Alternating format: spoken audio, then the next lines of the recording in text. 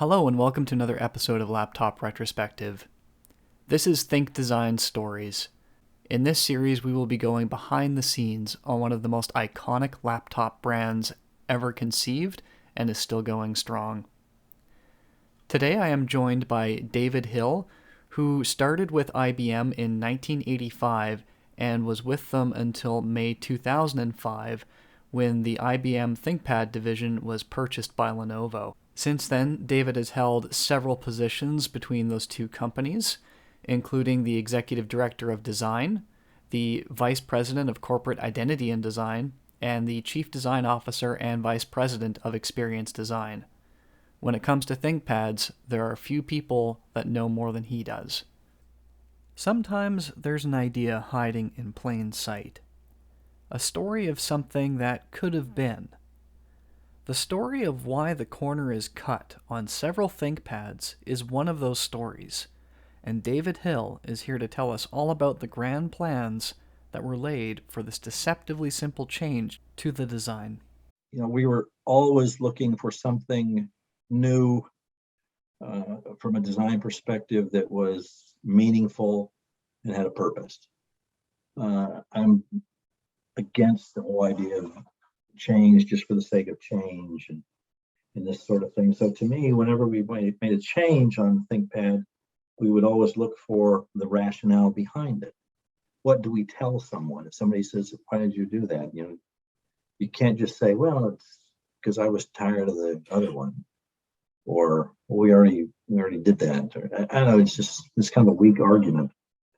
So no stone was left unturned because there's only so many things.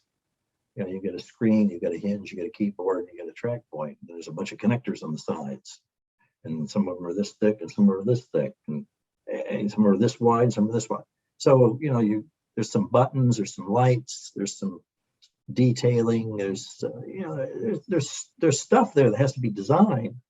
But we're always looking for a new idea, like the camera shutter is a great example of something that solves a problem and has meaning.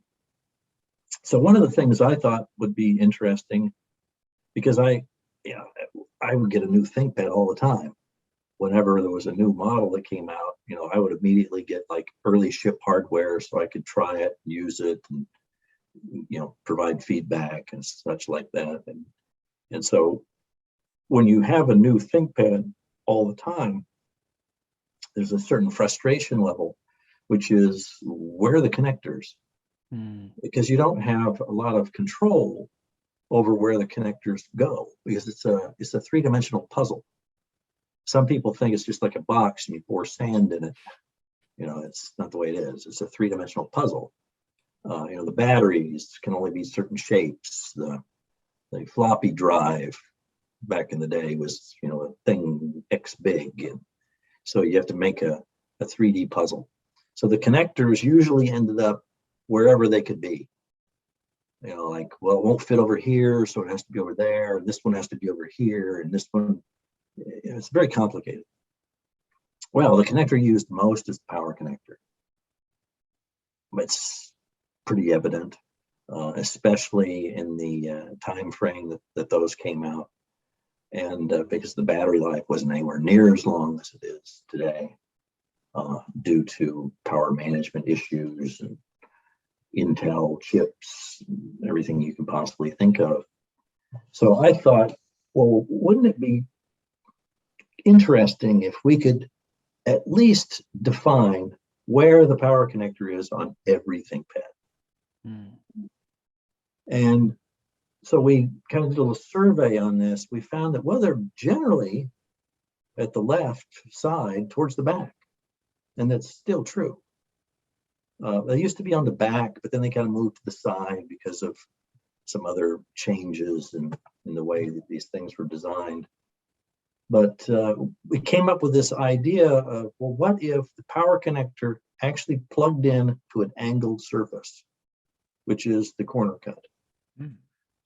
So the idea was on that corner, on the flat surface of that corner, the power connector would be right there. And it would plug in at a diagonal to the box. so that it works well going to the left or to the back. Versus if it's on the side, you actually run the cord to the back, there's a big bend in the cord. So everybody thought this was a great idea. So we started working on this, and I think, these things aren't ever made at the same time. They don't sit down and design 5 ThinkPads at once.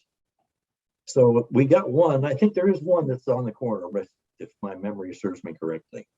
Then the second one comes out, and it wouldn't fit.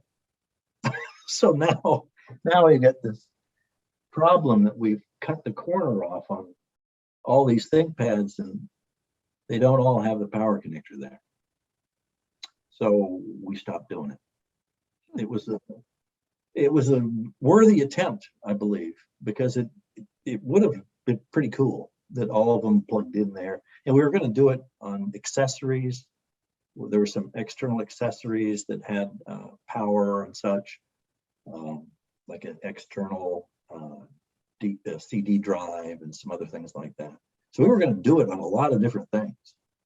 But the reality of the inability to control even something seemingly as control precisely, something like that, it just wasn't possible. So we gave up, and the next generation we got rid of it. And that's where it came from. And I bet there's probably only 3 people in the world who know that. Well, we'll have to fix that. I still think it was a pretty good idea. Oh, if we could have done it. Yeah. It was impossible. I mean, I can still remember the phone call with the guy who was running the design center for me in Japan. He said, "David, we've got big trouble. We can't do it. We can do it on 1 or 2 of them, but not all of them." I'm like, oh my goodness, this is tough. So now we had to decide, well, we can't just put the corner cut on one of them in the whole new family of ThinkPads. Yeah. Somebody's going to think we're crazy. So we cut the corner on all of them. And then next generation, we moved on. Yeah, I still think it looked kind of interesting. It had a kind of a distinctive appearance to it that was unique.